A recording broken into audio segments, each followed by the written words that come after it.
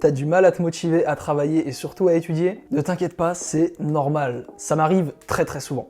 Mais sache qu'il y a des techniques, et d'ailleurs dans cette vidéo je vais te donner ces techniques que j'ai réussi à trouver pour être beaucoup plus motivé à travailler. Commençons avec le premier moyen que j'ai trouvé, qui est de travailler avec de la musique. C'est un truc tout con et ça peut paraître contre-productif. C'est vrai, travailler avec de la musique c'est un peu contre-productif parce que forcément ton niveau de concentration il baisse un petit peu. Mais ça te motive parce que par exemple si tu fais comme moi, crée-toi une playlist avec des musiques, donc des musiques, attention, d'ambiance, faut pas qu'il y ait de paroles dedans, des musiques plutôt détentes, tu vois, que tu vas écouter uniquement quand tu vas travailler. Et le fait de faire ça, tu vas te dire, putain, en fait, si je vais travailler là, je pourrais écouter ma musique. Je peux te dire d'expérience, c'est beaucoup plus plaisant. Donc première astuce, travaille avec de la musique. Deuxième astuce, travaille avec un support que tu apprécies. Je bosse depuis que je suis dans les études supérieures avec mon iPad donc. L'iPad Pro. Travailler avec un iPad Pro, c'est beaucoup plus plaisant que de travailler sur des feuilles. Les feuilles, c'est chiant, ça vole à droite, à gauche, etc. Tu les perds. Écrire au stylo, c'est vraiment chiant. Et bien là, j'ai un appareil qui est beaucoup plus plaisant. J'ai envie de travailler avec. Entoure-toi d'un écosystème de produits, donc de moyens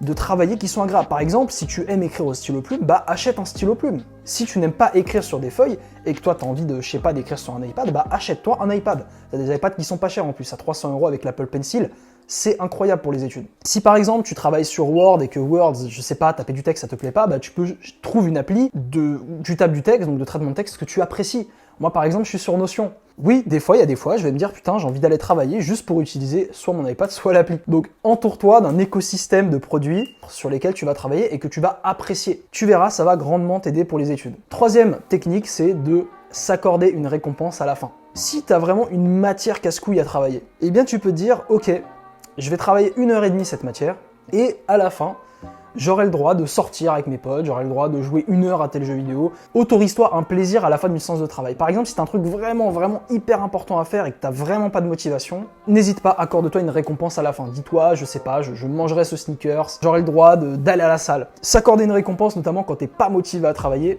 c'est une très bonne méthode que j'ai trouvée pour réussir à te motiver. Quatrième chose, c'est pas forcément une méthode, c'est pas une méthode pour se motiver, c'est la routine. Quand tu as une routine de travail, tu n'as plus besoin de motivation. Quand tu es habitué à aller à la salle de sport tous les jours, aller à la salle de sport, c'est plus quelque chose où tu as besoin de motivation. C'est juste t'y vas, tu fermes ta gueule et t'y vas. Parce que tu le fais tous les jours. Parce que en fait, il faut comprendre que la routine, c'est extrêmement puissant. Je t'en parlerai dans une prochaine vidéo. D'ailleurs, si t'es intéressé, n'hésite pas à t'abonner à la chaîne. Mais la routine, c'est super puissant parce que le cerveau, il adore les routines. Et il déteste sortir de sa routine. Pour t'expliquer ça, à un moment donné, quand j'étais au premier semestre, j'avais une matière qui s'appelait stats où j'étais éclaté au sol. Vraiment, je n'avais aucune connaissance. Eh bien, je me suis dit, ok, tous les matins en me levant, première chose que je vais faire, c'est travailler 1 heure les stats. Au bout de 3 semaines, au bout même de 1 semaine ou 2, en fait, ça devenait naturel et j'avais même plus besoin de me motiver à travailler. C'était limite, j'avais besoin de travailler 1 heure pour poursuivre ma journée. Travaille tous les jours, par exemple, à la même heure. Donc, par exemple, très efficace. Premier truc que tu fais en te levant, c'est travailler 1 heure, une matière ou autre. Tu vas créer une routine de travail et ça va être en fait tout simplement bénéfique parce que tu auras plus besoin de motivation. Cinquième moyen, c'est, là il y a clairement pas besoin de motivation, c'est la discipline. Parce que quand tu as un travail où tu as une échéance par exemple, donc tu as un truc à rendre le lendemain, t'as pas besoin de motivation. Là c'est non, je dois le faire parce que là c'est la peur qui joue. Donc ça c'est pas forcément une motivation, mais en fait c'est une deadline, tu peux te créer des deadlines. Par exemple si tu as un truc à rendre dans 2 semaines, dis-toi, ok, je me donne 1 semaine. Évidemment, pour faire ça, il faut avoir de la discipline. Raccourcis tes deadlines et tu vas voir que tu seras beaucoup plus motivé à travailler. Au lieu de procrastiner, utilise ces 5 méthodes que je t'ai données pour te motiver et te mettre à travailler. Donc maintenant, vas-y, quitte cette vidéo, arrête, éteins et mets-toi au boulot. Bien évidemment, avant de partir, le like si la vidéo t'a aidé, si tu as aimé. Tu peux lâcher un commentaire si tu as des questions à me poser. Et puis aussi, encore une fois, abonne-toi à la chaîne YouTube si tu apprécies mon contenu. Je poste 2 vidéos par semaine. Voilà mon ami, va travailler. Je te souhaite une bonne continuation et te dis à la prochaine. Allez, ciao!